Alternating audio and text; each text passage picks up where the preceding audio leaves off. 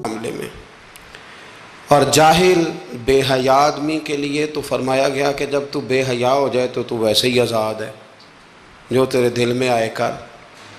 جب تک انسان علم میں ہوتا ہے تو کچھ حیا میں ہوتا ہے، اس کا ایک دائرہ کار ہوتا ہے، وہ اس کے اندر بند ہوتا ہے۔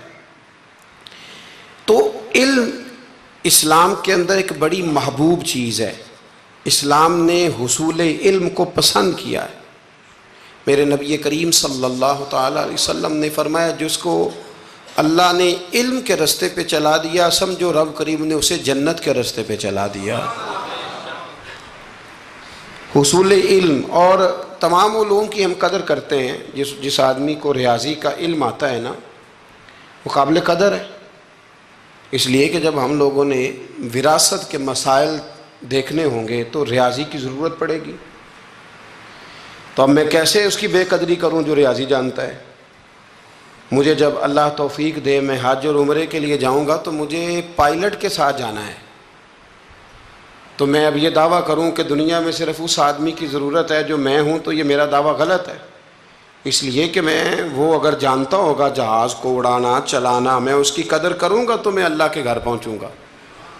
تو کتنا بڑا اس کا میرے لیے اگر میں سمجھوں تو یہ اعزاز ہے کہ اس نے اس فن کو دیکھا، اس کو سیکھا، اور پھر اس کی برکت سے اللہ نے ہمیں بیت اللہ کی زیارت بھی نصیب کرائی اور روضہ رسول کا دیدار بھی عطا فرمایا۔ تو جہاں جو شخص جس معیار کا علم رکھتا ہے اور پھر اس کو مثبت استعمال کرتا ہے، اس کی قدر کرنی چاہیے۔ اور ہر آدمی کی اللہ کے محبوب علیہ السلام اس کے منصب کے لحاظ سے قدر کرتے تھے، ہر آدمی کی۔ جب حدیبیہ کے لیے سفیر کی ضرورت تھی تو کل صحابہ عادل تھے، پیارے تھے، پر حضور نے فرمایا یہ کام عثمان غنی بہتر کر سکتے ہیں۔ تو اور یہ میرے محبوب کے علم کا کمال ہے کہ حضور لوگوں کی روحوں میں جھانک کے دیکھ لیتے ہیں کہ کون بندہ کس قابل ہے۔ خیبر کی رات حضور نے کیا اعلان فرمایا؟ فرمایا جھنڈا سویرے اس کو دوں گا جو انشاءاللہ فتح کر کے آئے گا، جو فتح سویرے۔ تو بات تو رات حضور نے کر دی تھی کہ فتح ہو جائے گی، اور جھنڈا میں دے دوں گا، تو پھر فتح ہوئی کہ نہ ہوئی؟ تو یہ میرے رسول کریم علیہ السلام کو اللہ نے اعزاز دیا کہ ہر آدمی کی جہاں وہ جس صلاحیت کا مالک تھا اللہ کے رسول نے قدر فرمائی۔ دوستو، عزیزو، بزرگو، یاد رکھیے گا کہ نبی کریم صلی اللہ علیہ وسلم نے ان سب سے بڑھ کر جس علم کو حضور لے کے آئے اور جس علم کی حضور نے فضیلت بیان کی، اور جس علم کے حوالے سے میرے رسول کریم علیہ السلام نے اظہار فرمایا، وہ ہے قرآن و سنت کا علم۔ اس علم کو حضور نے بڑا پسند کیا۔ اور ایک بات یہاں سمجھ لے، کچھ علوم ایسے ہوتے ہیں جن کا مخصوص کسی شعبے سے تعلق ہوتا ہے۔ ایک مکینک ہے یا الیکٹریشین ہے تو وہ بجلی کے شعبے سے تعلق رکھتا ہے، لیکن اگر اس کو ہم یہ کہیں اس شعبے سے تعلق رکھنے والے شخص کو کہ آپ گاڑی بھی ٹھیک کر کے دیں، تو یہ اس کے لیے ممکن نہیں ہے۔ گاڑی کا مکینک اور ہے اور الیکٹریشین ہے، یہ سمجھانے کے لیے بات عرض کر رہا ہوں۔ لیکن جو قرآن و سنت کا علم ہے، یہ پتہ کیا ہے؟ یہ دین کے ہر شعبے کے ساتھ بات کرتا ہے۔ یعنی یہ وہ والا علم ہے جو ہمیں زندگی گزارنے کا طریقہ عطا کرتا ہے، جو ہمیں بتاتا ہے کہ باپ کی قدر کیا ہے اور سسر کی قدر کیا ہے، یہ بتاتا ہے کہ اماں کا مقام کیا ہے اور بیوی کا درجہ۔ یہ ہمہ پہلو علم ہے، یہ ہمیں بتاتا ہے کہ روزی کیسے کمانی ہے، معاملات زندگی کو کیسے چلانا ہے، ہم نے آگے کیسے بڑھنا ہے۔ تو یہ سارا ہمیں سکھاتا ہے، اس لیے اس علم کی فوقیت عقلاً بھی بہت زیادہ ہے۔ اور میرے نبی کریم علیہ السلام نے جو اس علم دین کو اور دین کے عالم کو درجہ دیا، اس کی جو عظمت اور جو اس کی فضیلت ہے، اس کا الگ ایک مقام ہے۔ حضور صلی اللہ علیہ وسلم مسجد نبوی شریف میں تشریف لائے تو دو مجلسیں تھیں، دو مجالس تھیں۔ ایک مجلس میں لوگ بیٹھ کر ذکر کر رہے تھے، اللہ کا ذکر کر رہے تھے، عبادت کر رہے تھے، تلاوت کر رہے تھے، اور دوسری مجلس میں بیٹھ کر کے لوگ علم دین کی باتیں کر رہے تھے۔ پتہ نا آپ کو، ہمارے ہاں کچھ ایسے لوگ بھی پیدا ہو گئے ہیں جو کہتے ہیں درویش اور ہوتے ہیں، مولوی اور ہوتے ہیں۔ میں نے کہا اس کا مطلب مولوی کون ہوتا ہے؟ کہتے یہ جو عالم ہوتے ہیں دین کے. میں نے کہا درویش پھر جاہل کو کہتے ہوں گے، چونکہ اگر عالم، درویش کس کو کہتے ہیں؟ درویش اس عالم کو کہتے ہیں جو دین پر عمل کرے. یا وہ عمل کرتا ہے تو وہی درویش ہوتا ہے، وہی فقیر ہوتا ہے. اپنے علم پر عمل کرنے والا وہی درویش ہے، وہی فقیر ہے. تو حضور صلی اللہ علیہ وسلم تشریف لائے تو ایک مجلس علم حضور نے سجی ہوئی دیکھی، اور ایک مجلس ذکر میرے نبی کریم علیہ السلام نے سجی ہوئی دیکھی. ان دونوں مجالس کو نبی پاک نے دیکھا اور حضور بیچ میں کھڑے ہو گئے. کھڑے ہو کے فرمایا ذکر والے بھی خیر ہی کر رہے ہیں اور علم والے بھی خیر ہی کر رہے ہیں. اب حضور نے فیصلہ سنانا تھا، ہیں یہ بھی اچھے اور ہیں وہ بھی اچھے. اب فیصلہ میرے نبی پاک کا کیا ہے؟ حضور فرمانے لگے مجھے بھی اللہ نے استاد بنا کے بھیجا ہے. یہ لفظ کہے اور میرے نبی پاک ان لوگوں میں بیٹھ گئے جو علم دین کی بات کر رہے تھے. حضور نے وہاں قیام فرمایا، حضور وہاں بیٹھ گئے. تو میرے عزیز دوستو اس بات کو سمجھ لیں، اس پر غور کریں کہ نبی کریم صلی اللہ تعالیٰ علیہ وآلہ وسلم نے ہمیں جو سمجھایا ہے وہ یہ ہے کہ حصول علم کا شوق پیدا کرو، علم کی مجالس کو اختیار کرو. اہل علم جاننے والے، ہمارے ہاں لوگوں کے پاس بڑا محدود سا علم ہوتا ہے، لیکن وہ اپنے اس علم کی ترویج کرنا، ایک خاص بیماری ہے جس پر میں اشارہ کرنے لگا ہوں، اس کو سمجھیے گا.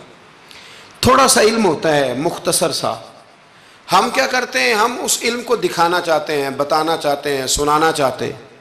حالانکہ اتنا محدود علم ہے، ابھی آپ ٹھہر جائیں، ابھی آپ اس میں پختگی لائیں، ابھی آپ سیکھنے کے ماحول میں رہیں. جب آپ سکھانے کی مسند پر بیٹھنے کی کوشش کرتے ہیں تو وہ جو آپ کا سیکھنے کا ذوق ہوتا ہے، شوق ہوتا ہے، اور جو آپ نے سیکھنے کا مزاج ہوتا ہے اس میں ایک تو کمزوری آتی ہے. دوسرا یہ کہ پھر آپ کا ذہن جو ہوتا ہے، شیطان اور نفس، وہ آپ کو اس رستے سے روکتا ہے جس رستے پر آپ سیکھنے کے لیے نکلے ہوئے تھے. اس لیے زندگی میں سیکھتے رہنے کی کوشش کریں، شوق پیدا کریں سیکھنے کا، ذوق پیدا کریں سیکھنے کا. اگر حضرت موسیٰ چل سکتے ہیں سیکھنے کے ارادے سے، حضرت موسیٰ جب سیکھنے کے ارادے سے چلے نا جناب خضر کی طرف، تو ایک شاگرد بھی ان کے ساتھ تھا. تو شاگرد کہہ سکتا تھا کہ استاد جی یہ آپ کیا کرنے لگے، آپ تو خود استاد ہیں، تو آپ ایک نیا استاد ڈھونڈنے لگے. یہ چیزیں مانے ہوتی ہیں، لوگ علم سیکھ نہیں پاتے، لوگ ڈٹ جاتے. تو سیکھنے کا مزاج بنائیں، جب کوئی اچھی چیز کہیں سے ملے اس کو عکس کریں.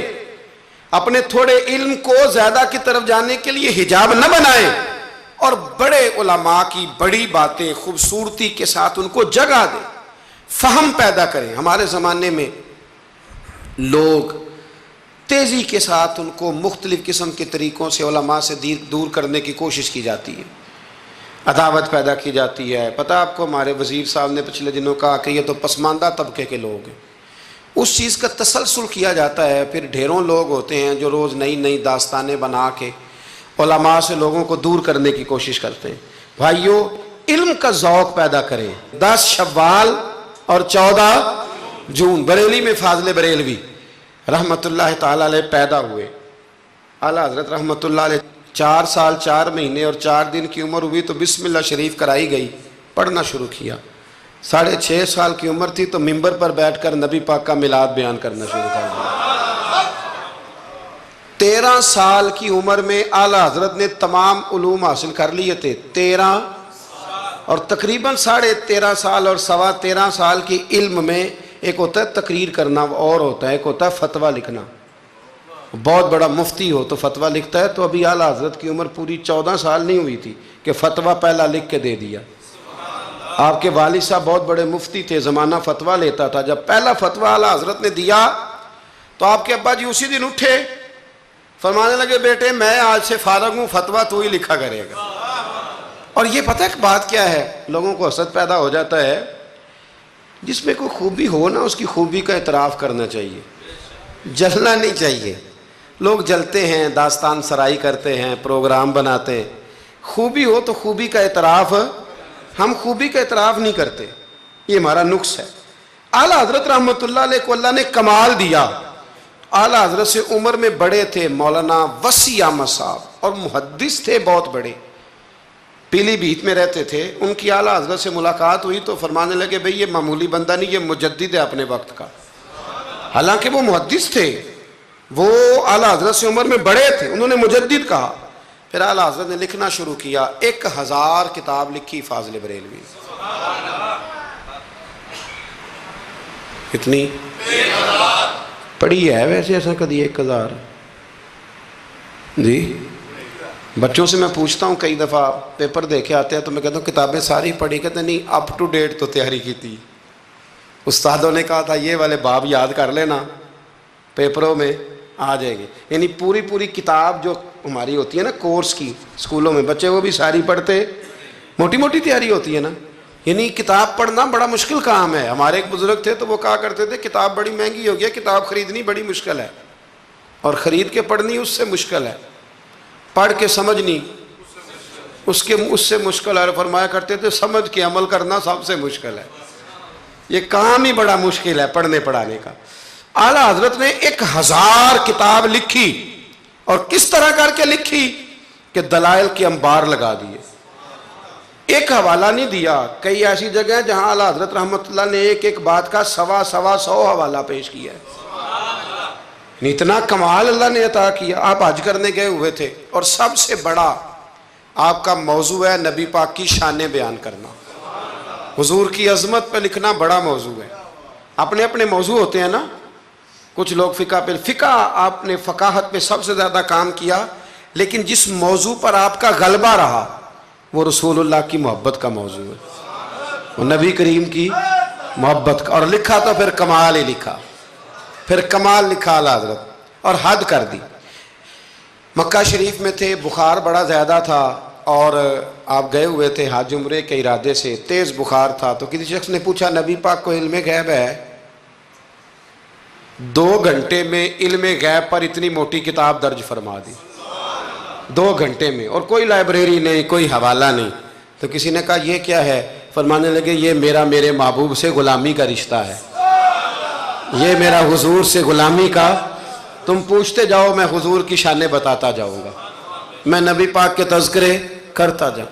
اور پھر تعریفیں کس کس کی حضور کی اولاد کی اصحاب کی نبی پاک کے غلاموں کی ولیوں کی صوفیاء کی. علم بڑا تگڑا اللہ نے دیا. کسی نے پوچھا تیمم کس مٹی سے جائز ہے؟ تو مٹی کی 80 قسمیں بیان کر دی. مٹی کی 80 قسمیں. فرمانے لگے مٹی ایک جیسی نہیں ہوتی. ایک مٹی زمین پہ پڑی ہوتی ہے، کپڑے پہ پڑی ہوتی ہے. کپڑے ایک جیسے نہیں ہوتے، ایک سوتی ہوتا ہے، ایک ریشمی ہوتا ہے. ایک کے اندر مٹی جذب ہوتی ہے، ایک میں جذب نہیں ہوتی. ایک سے دھونے سے جلدی نکل جاتی ہے، ایک سے جلدی نہیں نکلتی. 80 قسمیں بتا کے فرمایا اس سے ہو جاتا ہے، اس سے نہیں ہوتا، اس سے ہو جاتا ہے، اس سے. اور جواب بڑے شاندار دیتے تھے. ایک بندے نے ایک دفعہ پوچھا جی فرض کا درجہ زیادہ کہ سنت کا؟ فرمانے لگے فرض کا. تو کہنے لگے پھر سیدھا منہ دھویا کریں. آپ وضو میں پہلے ہاتھ دھوتے ہیں، پھر کلی کرتے ہیں، پھر ناک میں پانی ڈالتے ہیں. تو منہ فرض تو منہ دھونا ہے پہلے، ہاتھ دھونا بھی وضو میں سنت ہے، ناک میں پانی ڈالنا بھی سنت ہے، کلی کرنا بھی. تو آپ نے تو پہلے 3 سنتیں ادا کی پھر وضو. فرمانے لگے ٹھیک تم نے کہا ہے، پر تم پتہ نہیں نا تمہیں کہ یہ میرے رسول اللہ کی سنت کی برکت کتنی ہے. شریعت حکم دیتی ہے کہ پانی معتدل ہونا چاہیے وضو کرنے کے لیے، نہ زیادہ ٹھنڈا ہو نہ زیادہ گرم ہو. زیادہ گرم ہو تو منہ جل جاتا ہے. اور شریعت حکم دیتی ہے کہ پانی بد ذائقہ نہیں ہونا چاہیے، اور حکم دیتی ہے کہ بدبو والا نہیں ہونا چاہیے. فرمایا اس لیے ہمارے نبی نے پہلے ہمیں 3 سنتیں دیں کہ ٹوٹی کے نیچے نا ہاتھ کر کے دیکھ لو پانی زیادہ گرم تو نہیں، اور کہیں منہ نہ جلا لینا. اور پھر ہمارے نبی نے ہمیں سنت دے کے بتایا کہ منہ میں ڈال کے دیکھ لو بد ذائقہ تو نہیں. پھر کہا ناک میں ڈال کے دیکھ لو کہ اس سے بو تو نہیں آتی. فرمایا مصطفیٰ نے کہا میری 3 سنتیں ادا کر کے اب چہرے پہ پانی ڈالو گے تو فرض ادا کرنے کا مزہ آ جائے گا. اعلیٰ حضرت کو اللہ نے وہ کمال دیا، ملک سخن کی شاہی تم کو رضا مسلم، جس سمت آ گئے ہو سکے بٹھا دیے. باتیں بہت ساری ہیں، کچھ خالص علمی ہوتی ہیں، کچھ بڑے علم بھی ہوتا ہے اور اس میں لطف بھی ہوتا ہے. تو ایک لطف والی بات ہے، آپ کو سناتا ہوں۔ علماء میں نا ایک مسئلے میں اختلاف ہے، خیر اب تو علماء میں مسئلے میں اختلاف ہو تو جاہل چھلانگ لگا کے اندر آ جاتے ہیں، کہتے تو ان کی پتہ تھا، پوچھو۔ علماء میں اکثر مسائل میں اختلاف رائے ہو جاتا تھا، اور ہے آج بھی۔ امام شافعی اور امام مالک کا اختلاف کوئی نہیں، تو کیا گالیاں دینی شروع کر دیں گے لوگ؟ اختلاف رائے علماء کے اندر ہو جاتا ہے۔ تو اختلاف رائے ہے علماء کے ایک مسئلے کے اندر، وہ کیا ہے؟ اور فقہی مسائل میں اختلاف ہوتا ہے، عقیدے میں اختلاف نہیں ہوتا، یہ یاد رکھ لیں۔ جو عقیدہ ہوتا ہے وہ عقیدہ ہوتا ہے، جو محبوب کی غلامی کی بات ہے وہ نبی پاک کی، اس میں کوئی بات دوسری ہوتی نہیں۔ بہرحال اعلیٰ حضرت کا فتویٰ یہ ہے کہ جمعے کی جو دوسری اذان ہے نا، وہ بعد مسجدوں میں خطیب کے سامنے پڑھی جاتی ہے، یعنی خطیب کے بالکل سامنے بندہ کھڑا ہو کے نا جمعے کی دوسری اذان۔ اعلیٰ حضرت کا فتویٰ نہیں، باہر دروازے پہ پڑھو، مسجد کے دروازے پہ، جو یہاں پڑھتا ہے اذان اس کی بھی ہو جاتی ہے۔ یہ ایک فقہی مسئلہ ہے، اس میں اختلاف رائے ہو سکتا ہے۔ اعلیٰ حضرت رحمۃ اللہ علیہ کے خلیفہ رہتے تھے جبل پور میں، فاضل بریلوی جبل پور گئے ان کی دعوت پر، وہاں آپ نے جمعہ پڑھایا تو ایک بندے نے نا آپ کو چٹ دے دی کہ حضرت صاحب جمعے والے دن جمعے کی دوسری اذان ہے وہ کہاں پڑھنی چاہیے؟ تو اعلیٰ حضرت فرمانے لگے کہ باہر دروازے پہ پڑھو جمعے کی دوسری اذان۔ وہاں کچھ اپنے ہی نظریے کے لوگ تھے، اپنے ہی تیر کھا کے جو دیکھا کمی گاہ کی طرف، تو اپنے ہی دوستوں سے ملاقات ہو، غیروں کو اتنا مسئلہ بھی کوئی نہیں ہوتا، حسد ہمیشہ اپنوں میں ہوتا ہے۔ تو وہ اپنے ہی لوگ تھے، وہ کہنے لگے جی ہم 50 سال سے دے رہے ہیں اذان، مولوی صاحب نے یہاں آ کے لڑائی کرا دی ہے کہ اذان باہر پڑھو۔ انہوں نے نا کچہری میں، اعلیٰ حضرت انگریز کی عدالت کو عدالت نہیں فرماتے تھے، کہتے تھے عدالت تو وہ ہوتی ہے جہاں عدل ہو، یہ کچہریاں ہیں، یہ عدالتیں، وہ عدالت کہتے نہیں تھے، کہتے عدالت کا مطلب ہے عدل والی جگہ۔ اعلیٰ حضرت کبھی نہیں گئے تھے انگریز کی عدالت میں، تو جب ان سے کہا گیا نا کہ مقدمہ کر دیا کسی نے کہ لو جی ہم 50 سال سے اذان پڑھ رہے ہیں، تو انہوں نے نواں فتویٰ دے دیا ہے کہ اذان جو باہر پڑھے، تو اعلیٰ حضرت کو نوٹس آ گیا عدالت سے، آپ کبھی جایا نہیں کرتے تھے۔ اتفاق کی بات، وہ جو آواز دینے والا تھا نا، جو آواز دیتا تھا فلاں بن فلاں حاضر، وہ اعلیٰ حضرت کا مرید تھا۔ اعلیٰ حضرت نے اس کو ساری بات سمجھا دی کہ میری باری آئی تو تم نے کرنا کیا ہے؟ اس نے کہا جی ٹھیک ہے، مسئلہ طے ہو گیا۔ ہوا یہ کہ جب جج نے کہا نا مولانا احمد رضا ولد نقی علی خان حاضر ہو، ان کی باری آئی، تو اردلی کو کہا جج نے، اس نے کیس سارا پہلے اسٹڈی کر لیا، مسلمان تھا جج بھی، اس نے پڑھ لیا کہ دو علماء کے درمیان اختلاف ہے، ایک کہتے ہیں کہ یہاں اذان پڑھنی چاہیے، دوسرے کہتے ہیں کہ اذان باہر پڑھنی چاہیے۔ تو وہ پتہ کیا کہتا ہے، اس کو سمجھایا ہوا تھا، جج کہنے لگا چلو جی یہ مسئلہ بھی نمٹاؤ، وہ مدعی پارٹی بھی آئی ہوئی تھی، اعلیٰ حضرت نہیں آئے تھے، وہ بڑے خوش تھے کہ وہ نہیں نہ آیا، تو ہم جج کو نا تھوڑا سا اس کو ہوا بھریں گے کہ دیکھا نا جی وہ تو آپ کو بھی کچھ نہیں سمجھتا، وہ بات اور خراب ہو جائے گی۔ پر وَتُعِزُّ مَن تَشَاءُ تُذِلُّ مَن تَشَاءُ، یہ عزتیں ذلتیں یہ اللہ کے ہاتھ میں، یہ رب کریم کے ہاتھ میں۔ تو انہوں نے نا پوری تیاری، نہیں نہ آیا دیکھنا اور کریں گے۔ اب وہ اردلی کو جب کہا نا اس آواز دینے والے کو، جج صاحب نے کہ بلاؤ اس کو، اعلیٰ حضرت نے، اس نے پتہ کیا کیا، آواز تو باہر دینی ہوتی ہے نا، وہ جج کے سامنے کرسی کے سامنے کھڑے ہو کے نا کانوں میں انگلیاں لے کے کہنے لگا احمد رضا ولد نقی علی خان حاضر ہو، اور جج کہنے لگا پاگل ہو گیا، باہر جا کے کہنے لگے جی یہی تو میرے پیر کہتے ہیں، یہی تو وہ فرماتے ہیں، یہی تو وہ فکرہ ادا کرتے، ملک سخن کی شاہی تم کو رضا مسلم، جس سمت آ گئے ہو سکے ہی بٹھا دیے۔ فرمایا جی یہی تو وہ کہتے ہیں، وہ کہتے ہیں مولوی تو آیا بیٹھا جمعہ پڑھانے کے لیے، اس کو اذان کیوں سناتا ہے، باہر سنا تاکہ جو رہ گیا وہ بھی آ جائے، یہی تو وہ فرماتے ہیں۔ جج کہنے لگا مولانا کو تکلیف کرنے کی ضرورت نہیں، وہ جو کہتے ہیں ٹھیک ہی کہتے ہیں، فتویٰ مسئلہ ان کے حق میں دیتا ہوں۔ یاد رکھیں اعلیٰ حضرت کا یہ کمال تھا کہ انہیں اللہ نے علم بھی دیا تھا اور سمجھانے کی طاقت بھی عطا فرمائی، ان کے اندر یہ قوت تھی، یہ ہمت تھی کہ وہ بات سمجھا سکتے تھے، لیکن جس کی شان زیادہ ہوتی ہے اس کے مخالف بھی زیادہ ہوتے ہیں، پکی بات۔ اعلیٰ حضرت نے ایک شعر لکھا ہے، غوث پاک سے فریاد کرتے ہیں، عدو بددین اور مذہب والے حاسد. کہتے ہیں اے غوث پاک وہ جو میرے بیگانے ہیں نا وہ تو ویسے ہی بددین ہیں، اور جو میرے اپنے ہیں وہ مجھ سے حسد کرتے ہیں. تو ہی تنہا میرا زور بازو ہے یا غوث. کہتے ہیں تو ہی میرا زور بازو ہے. بیگانے ویسے بددین ہیں اور اپنے تو ہی ہے جو تنہا میرا زور بازو ہے. تو حاسدین بڑے اندر پیدا ہو گئے باہر. تو ساری زندگی فاضل بریلوی نے مقابلہ کیا. ایمان، اگر علم بڑا تگڑا تھا تو ایمان بھی بڑا تگڑا تھا، تگڑا ایمان. آپ یقین کریں ایمان بندے کا مضبوط ہونا تو دنیا کے ہر میدان میں وہ کامیاب ہوتا ہے. اور اگر ایمانوں میں کمزوری ہو، کچی کچی باتیں کرنا، ٹھیک ہے چلتے ہیں کرتے ہیں، یہ بھی صحیح ہوگا وہ بھی صحیح ہوگا، سوال ہی نہیں پیدا ہوتا. تگڑی. نبی کریم علیہ السلام نے نا ایک حدیث حضور نے بیان فرمایا، کسی مصیبت زدہ کو، کسی بیمار کو دیکھو تو ایک دعا پڑھ لیا کرو، تم کبھی اس مصیبت میں مبتلا نہیں ہوگے. دعا کیا ہے؟ الحمدللہ الذی مما ابتلاک بہ وفضلنی علی کثیر ممن خلق تفضیلا. یہ دعا پڑھ لو بیمار کو دیکھ کر. یہ دعائیں یاد کیا کریں، یہ پڑھ لو تو جس مصیبت میں دیکھ کے کسی کو پڑھو گے اللہ تمہیں کبھی اس میں مبتلا نہیں کرے گا. بریلی شریف کے دائیں بائیں ہندوستان میں نا ایک مرض اکثر پھیلا کرتا تھا، اس کو طاعون کا مرض کہتے ہیں.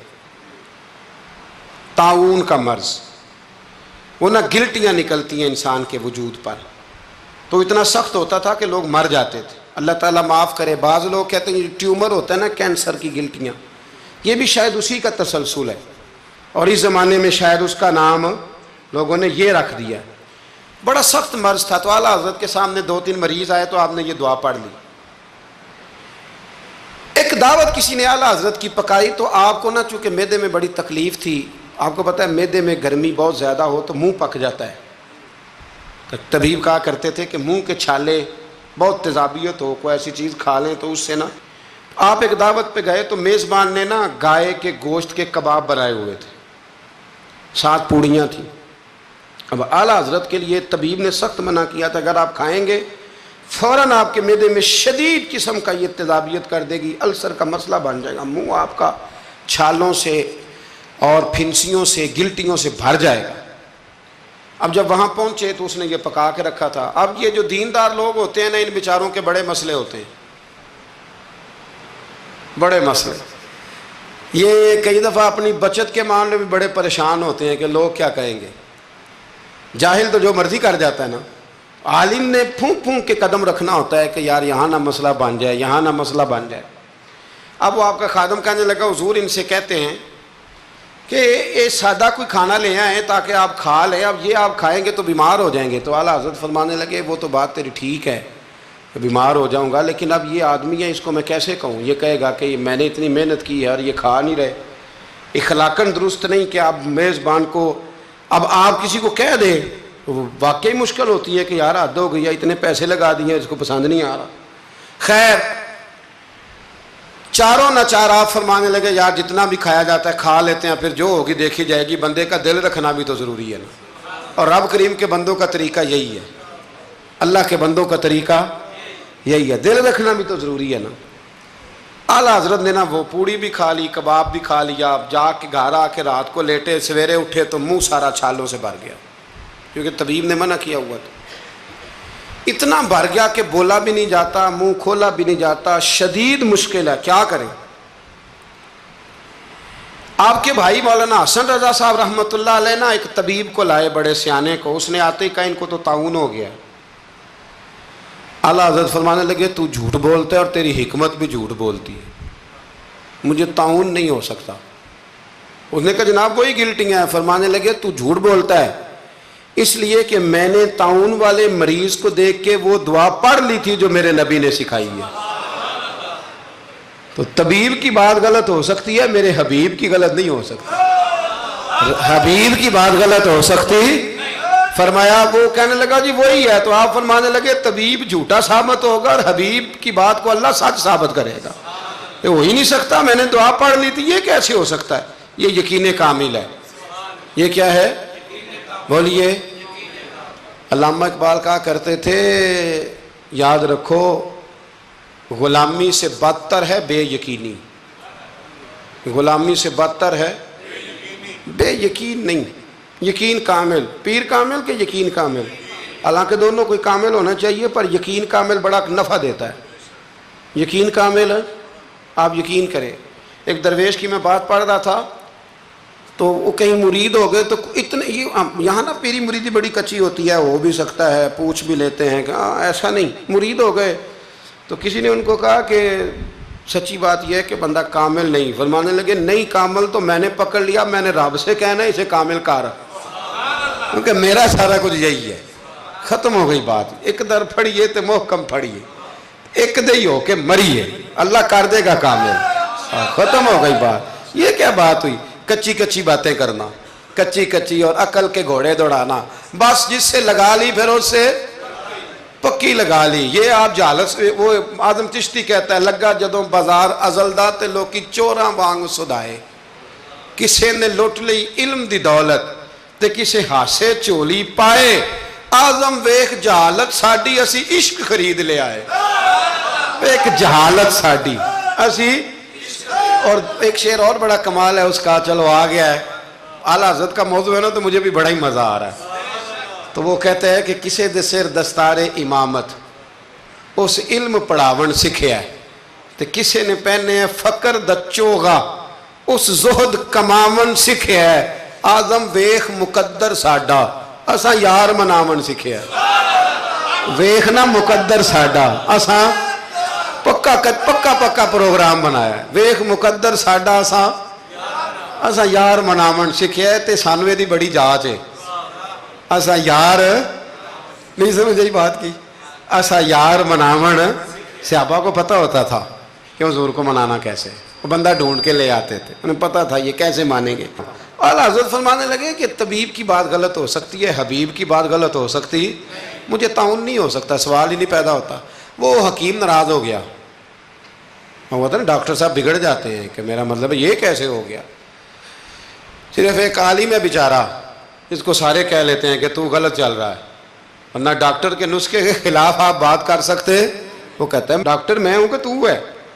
تو وہ طبیب صاحب ناراض ہو کے چلے گئے، کچھ لوگ جو تھے ساتھ وہ بھی کہنے لگے کہ طبیب تو بہت بڑا تھا، پر چلو یہ کہتے ہیں مجھے نہیں ہے تو نہیں، اب سارے لوگ مانتے ہیں کہ تعاون ہے۔ رات کو نا ایک شاگرد اعلیٰ حضرت کے کان میں کہنے لگا حضور تھوڑا سا طب میں نے بھی پڑھا ہے کہ مشورہ دوں، فرمایا دو۔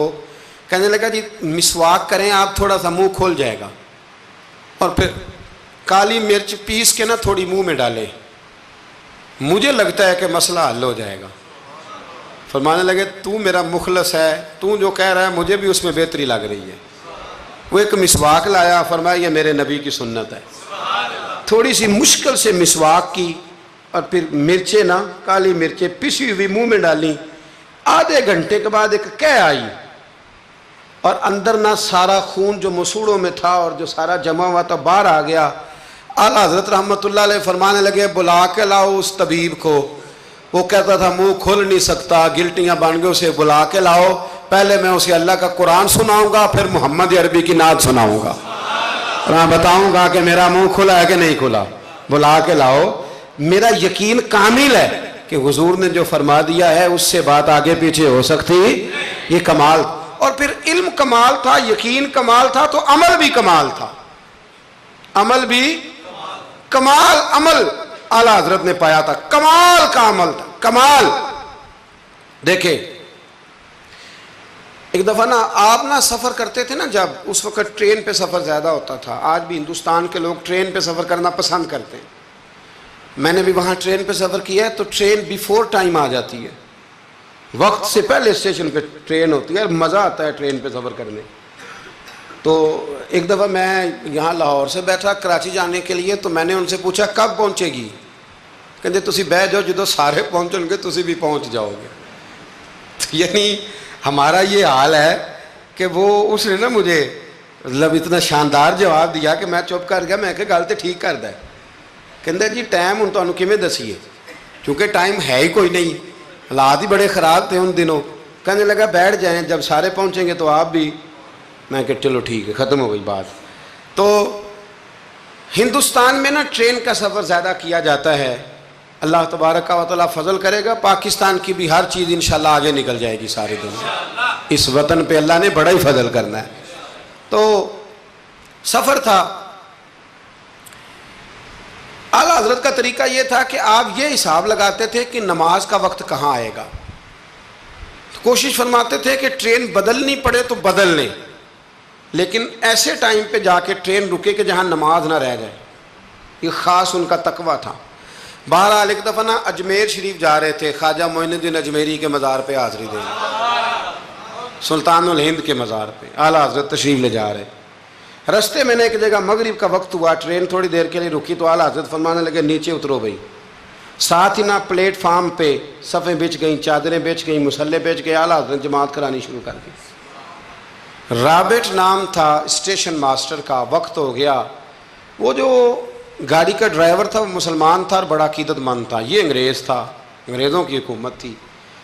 اس کا دل تھا کہ میں بزرگوں کو نماز پڑھ لینے دوں، پر یہ کہنے لگا چل ٹائم ہو گیا، وسل دے، جو بیٹھ گیا بیٹھ گیا، جو رہ گیا رہ گیا۔ اس نے وسل دیا گاڑی کو، اعلیٰ حضرت نماز پڑھتے رہے، دوسری رکعت سکون سے نماز پڑھی۔ اب وہ گاڑی کو آگے لے جاتے ہیں، گاڑی آگے جاتی نہیں، آگے لے جاتے ہیں جاتی نہیں۔ وہ رابٹ جو تھا وہ کہنے لگا اس کو، ڈرائیور کو، چلاتا کیوں نہیں؟ کہنے لگا چال ہی نہیں رہی، انجن میں مسئلہ ہو گیا ہے۔ کہنے لگا ذرا پیچھے کرنا، اس نے پیچھے کی تو پیچھے ہونے لگ گئی، آگے کی تو جاتی نہیں۔ اس کو شک پڑا کہ یہ مسلمان ہے، شاید فیور کر رہا، کہتا تو نیچے اتر میں بیٹھتا ہوں۔ وہ بیٹھا اور وہ آگے کرتا ہے تو گاڑی آگے نہیں جاتی، پیچھے کرتا ہے تو گاڑی پیچھے جاتی ہے۔ انجینئر کو بلایا، ہر چیز چیک کر لی، پر گاڑی چلتی نہیں۔ کیسے چلے؟ ہر مشکل دی کنجی یارو ہاتھ مرداں دے آئی، یہ کیسے چلے گی؟ سوال ہی نہیں پیدا ہوتا، چل سکتی نہیں۔ اب جو اس کو نا تھوڑی سمجھ آئی، پوری سمجھ کے بعد نا دل نرم ہوا، اتر کے نا اعلیٰ حضرت نماز پڑھ رہے تو بیٹھ گیا، غور سے دیکھنے لگا کہ بڑے خشوع سے، خضوع سے، عاجزی سے، دل جمی سے اعلیٰ حضرت نماز پڑھ رہے ہیں، شوق سے، ذوق سے، توجہ سے، بڑا متاثر ہوا۔ نماز مکمل ہوئی نا تو ڈرائیور سے کہنے لگا میں نے بھی ساتھ جانا ہے، وہ بھی گاڑی میں بیٹھ گیا۔ تو اعلیٰ حضرت سے فرمانے لگا، عرض کرنے لگا حضور یہ کیا تھا سارا کچھ؟ فرمانے لگے کچھ بھی نہیں، میں رب کی نماز پڑھ رہا تھا، رب نے بندوبست کرا دیا ہے، نماز جو اللہ کی تھی اللہ نے بندوبست کر دیا ہے، اس سے زیادہ میرا کمال کوئی نہیں۔ کہنے لگا حضرت جی پہلے میں نے اسلام سنا تھا، آج میں نے اسلام دیکھ لیا ہے، آپ مجھے کلمہ پڑھائیں، میں مسلمان ہونا چاہتا ہوں، آپ مجھے کلمہ پڑھائیں، میں مسلمان ہونا چاہتا ہوں۔ اب مرید آپ کو پتہ ہے مریدوں کا اپنا ذوق ہوتا ہے، کہنے لگے حضور آپ کی کرامت ہے، آپ کی کرامت ہے کہ ایک انگریز مسلمان ہو گیا۔ فرمانے لگے بڑے آدمی تھے نا تو بڑے لوگ چیزیں اپنے کھاتے میں نہیں ڈالا کرتے، وہ ان چیزوں سے نفع لے کے قد نہیں اونچا کرتے۔ کہا جناب آپ کی کرامت ہے۔ فرمایا نہیں میری کرامت نہیں، یہ نماز کی برکت ہے، میری کرامت نہیں، یہ نماز کی برکت ہے کہ میں نماز پڑھ رہا تھا اور نماز کی برکت سے اللہ نے اسے ایمان کی توفیق عطا فرما دی۔ اعلیٰ حضرت نے اپنی ساری زندگی، ایک شخص نے پوچھا کہ آپ نے ساری زندگی حضور کی نعتیں لکھی ہیں تو قبر میں جاؤ گے تو کیا کہو گے؟ کہنے لگے کہوں گا سرور کہوں کہ مالک و مولا کہوں تجھے۔ حضور سونیا میں کیا کہوں؟ سرور کہوں کہ مالک و مولا کہوں تجھے، باغ خلیل کا گلے زیبا کہوں تجھے، تیرے تو وصف عیب تناہی سے ہیں بری، حیران ہوں میرے شاہ میں کیا کیا کہوں تجھے، حیران ہوں میرے شاہ میں کیا کیا کہوں تجھے، لیکن رضا نے ختم سخن اس پہ کر دیا، خالق کا بندہ خلق کا آقا کہوں تجھے۔ پھر کہنے لگے نعمتیں بانٹتا جس سمت وہ ذیشان گیا، ساتھ ہی منشی رحمت کا قلم دان گیا، انہیں مانا انہیں جانا نہ رکھا غیر سے کام، للہ الحمد میں دنیا سے مسلمان گیا، آج لے ان کی پناہ، آج مدد مانگ ان سے، کل نہ مانیں گے قیامت میں اگر مان گیا، جان و دل ہوش و خرد سب تو مدینے پہنچے، تم نہیں چلتے رضا سارا تو سامان گیا۔ اور دیکھیے لکھنے کا انداز، کہنے لگے ان کی مہک نے دل کے غنچے کھلا دی، ان کی مہک نے دل کے، یہ نہیں کہا کہ موسم کھلا دیا ہے، دل کے، صرف حضور نے نہیں، حضور کی مہک نے، ان کی مہک نے دل کے غنچے کھلا دیے ہیں جس راہ چل دیے ہیں کوچے، بس حضور گزر جائیں تو وہ گھر بس جاتا ہے، کوچہ بس جاتا ہے۔ ان کی مہک نے دل کے غنچے کھلا دیے ہیں، جس راہ چل دیے ہیں کوچے بسا دیے ہیں۔ اللہ کیا جہنم اب بھی نہ سرد ہوگا؟ رو رو کے مصطفیٰ نے دریا بہا دیے ہیں، رو رو کے مصطفیٰ نے دریا بہا دیے ہیں، رو رو کے مصطفیٰ نے دریا بہا دیے ہیں۔ یہ شعر جب پہنچا نا داغ دہلوی کے پاس، اقبال کے استاد، تو وہ کہنے لگے مجھے کہنے دو ملک سخن کی شاہی، تم کو رضا مسلم، تم جس سمت آ گئے ہو سکے بٹھا دیے۔ کچھ لوگوں نے ان پر بڑے بڑے الزامات لگائے، بڑے بڑے، لیکن آپ یقین کریں ان کی جو تعلیمات ہیں وہ انہی کی ہیں۔ انہوں نے کہا کہ سجدہ سوائے اللہ کے کسی کے لیے جائز نہیں ہے۔ انہوں نے کہا مزار پہ